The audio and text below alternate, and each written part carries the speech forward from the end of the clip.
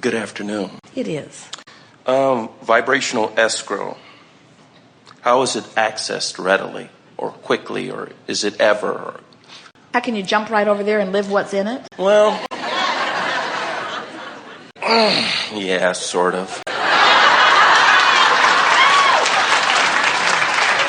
Not that I believe that, I've been conditioned with the microwavable world and all that type of stuff, but you know what I'm talking about. Well, the most important thing you've already done, and that is acknowledging that it exists. Knowing that it's there and knowing that it's the expanded version of you is the first really big part of this. Because once you know your vibrational escrow is there and that source is tending to it, then you begin hoping, if not knowing, that you can accomplish it. When what's in your vibrational escrow, when you know what's there and you know that you are worthy of it and you know that it will come to you in the best possible way, that's as good as it gets, because that way it just lights up and lights up and lights up and lights up and lights up and lights up. When the idea of it, rather than torturing you, calls you, when it entices you, when you find yourself liking to think about it, when it's pleasing to think about it, when you're talking about what and why rather than how, where, when, who, then what happens is you begin turning more in the direction of it, and now you're having this pleasant ride on the river. Even though you haven't reached the destination yet, you're still having this lovely ride on the river. And what you begin to notice is that the ride on the river never ends, that as soon as something manifests, you get a whole new set of contrasts which gives birth to yet more and more and more. So making peace with the unfinished business of it is really the critical piece here. Making peace with it not yet having manifested, and being love with the idea that I have the idea of it. And then soothing that by saying, and source is already there, tending to it, being it, giving me clues. And I know about emotional clues. I know the thoughts that feel better and the thoughts that feel worse. Therefore, it is inevitable, it is undeniable that I will achieve this. When you want something and know you will achieve it, now the wanting of it is the breath of fresh air that you knew life would give you. When you made the decisions to come forth into this physical body, not one of you said, work it all out and get all the bugs worked out, and when it's all smooth, then I'll come forth and I'll just live in this peaceful environment of everything being the way I want it.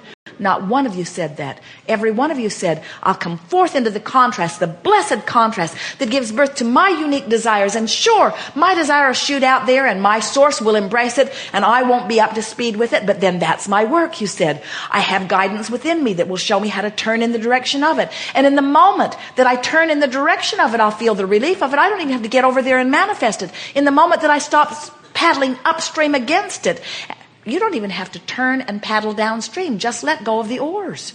Just let go of the oars. The stream will turn you. And then the moment that the stream turns you, you'll feel relief. And now you're on your way. That's what this life is about for you, you see.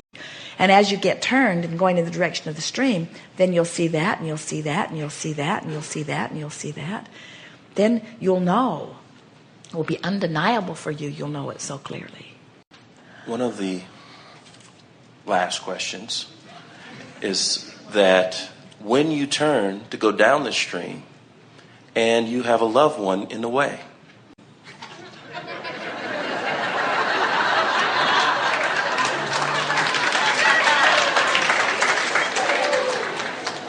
well, if you love them, you stay turned downstream. If you resent them, you turn upstream. In other words, nobody can get in the way of your stream other than the thoughts that you put there. Nobody can be in the way of your stream. But your perspective of them can cause you to turn upstream. What do you mean somebody's in the way? Somebody doesn't agree with something you want? Oh, yes. So somebody feels like they're in the way of what you want. And now talk about that in terms of the emotional impact. Why would someone not agreeing with you be in your way, since you get to do what you want? They want something different and have included you in their plans, or they're just not believing, or your growth pattern's different, But you see, here's the thing that's really interesting, and as you hear this will make so much sense to you. So let's say there are two of you, and let's say you're a couple or you're important to one another's lives, and let's say that you want this and the other wants something that seems opposite. Let's say it's completely opposite. Okay. Each of you has a vibrational relationship with your individual stream. Your relationship with each other is irrelevant, really. Okay. It's your individual relationship with your own stream that matters. So here you are, two people co-creating together, and you've each got your individual gaps that you want to close. So here you are, you're thinking about what you want and why you want it, and you're looking for reasons to feel good, and so you're tuned in, tapped in, turned on. So you are in complete alignment with your desire, which means one who's connected to the stream of or source is more powerful than millions who are not. So you are so tuned in, tapped in, turned on that it doesn't matter how pervasive another person's doubt is. They are like a very small flea on the back of a very big dog. They have no impact on your experience whatsoever. You are in alignment with your desire, and all of the resources of the universe are lining up and giving it to you. And this person and their opinion is irrelevant about it. Unless, so here you are, you're tuned in, tapped in, turned on, feeling pretty good. Things are beginning to unfold for you. But this one, the peanut gallery over here, is making quite a ruckus. And now you're listening to the ruckus. And now you're not in alignment with what you want, because now you're pushing against what they're saying, which means you've got their contradicted energy in your vibration because of your attention to them, and now you're not in vibrational alignment with what you want, so now you say, you're in my way. Well, they weren't in your way before you turned and made them part of your vibration. So what we're talking about here is, how can I hold myself to my vision without listening to the peanut gallery? And we say, you've got to make your vision a more dominant part of your vibration, and in time it will be. In time, you'll be so sure of what you want and who you are that someone who doesn't understand it won't annoy you. They'll just be like an interesting bystander. They won't annoy you. They don't understand what you understand, but it's not annoyance. And so it doesn't dilute your vibrational alignment between where you are and where you want to be. You see how it works? I believe so. What happens with most is that you worry about what that one's thinking, and that one worries about what you think, and neither one of you are in vibrational alignment with what you want. You're both blaming each other for not getting what you want, where you're just each using each other as your excuse not to be in alignment with what you want. Write in your book, what is it that I'm thinking about you that is keeping me from being in alignment with who I really am? Oh, friends, it feels so good when you let everybody else off the hook. Can you imagine how others would feel, whether business partners, whether it's your mother, whether it's your girlfriend, no matter who it is? Can you imagine how wonderful it would be to have someone say to you, my joy is my job, and I'm not going to hold you responsible for how I feel. So you can be or do or have whatever you choose, and I'm going to tend to my own alignment. I'm not going to hold you in a conditional love trap where you have to do specific things before I can feel good. I'm going to tend to my own crack between who I am and who I have become. Can you imagine how freeing? Wouldn't you love everybody in your life to say that to you? Go and be and do and have whatever you need, and I will not hold you responsible for the way I feel, because how I feel is my business. I will tend to how I feel. Well, of course you would love to have people say that to you, but you don't have the option of making them say that to you. And in the same way that while it is nice to be loved, it is ever so much more nice to be the one who loves. In exactly the same context, while it would be nice to have others say, you have the freedom to be whatever you want and I'll tend to my own alignment, it is ever so much more freeing to be able to say, I'm going to feel good no matter what. You do not need to be different for me. So now let's put that in the context of what we're talking about here. Somebody seems to be standing right in the way, you say, but they're not in the way. No. Because you're in charge of the way you think, and you're in charge of the thoughts that you choose, and you're in charge of your downstream momentum. And so you say to them, I know that you want it to be different, but I'm telling you that this is what is best for me, and I'm in alignment. And if we are to interact together, my alignment is the very best thing for you. So say, I know who you really are. I've seen who life has caused you to become. I know the power of you. I know that you have the capacity to love me. I know that when you're tuned in, tapped in, turned on, all is well. I know that you feel better when you believe in me. And I know that I feel better when I believe in me.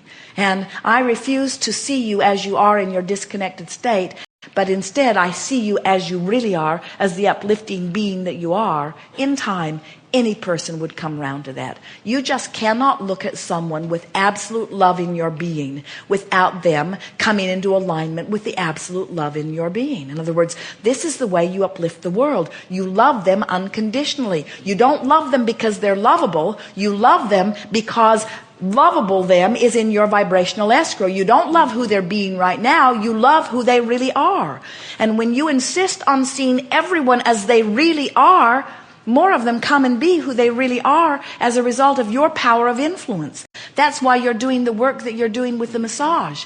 That's who you are. And nothing is more confounding to an uplifter than to try to uplift someone that they care about and them not come. That's why it feels like they're in the way, but they're not. You're in your own way.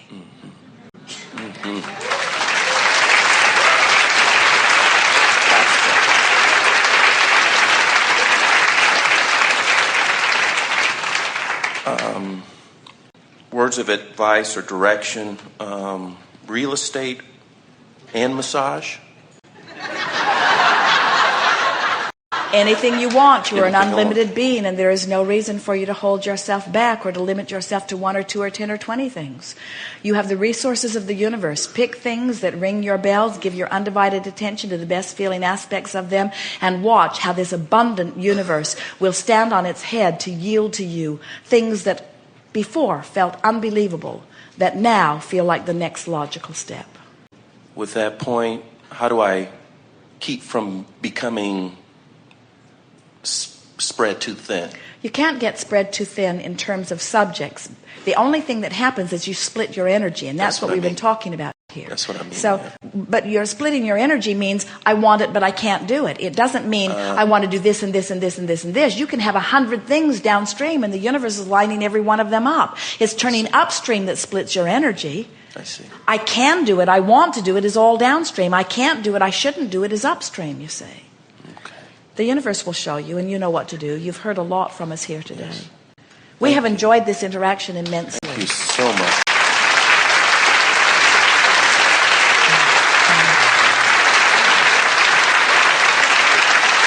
Life is supposed to be fun for you. Life is not meant to be a struggle. And if you are struggling in aspects of your life, then you're going about it in a way that your inner being does not.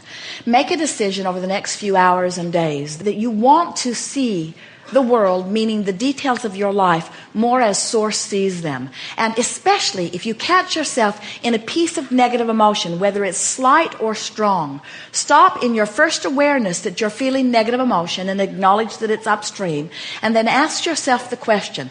Ask the Source within you the question.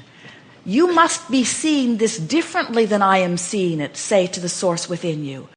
How is it that you are seeing this? Because the negative emotion means there's 2 points of view going on. Your source energy point of view and the point of view that you hold.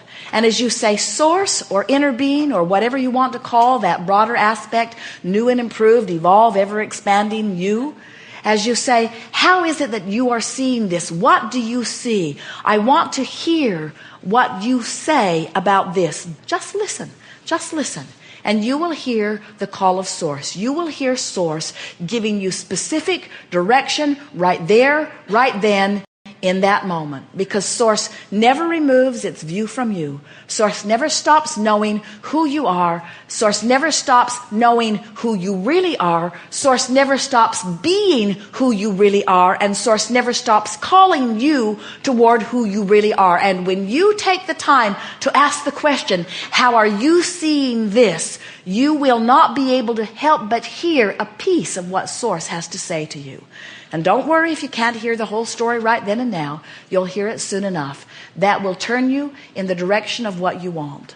Life is supposed to be good for you, and friends, it is. And we want you to feel the appreciation that we all feel for that which you are living. For you are at the heart of the expansion of this universe. You are leading edge creators out here on the leading edge of time-space reality, and you are exploring the contrast, and you are giving birth to the most remarkable of desires. It is our desire that you turn in the direction of that which you have given birth to.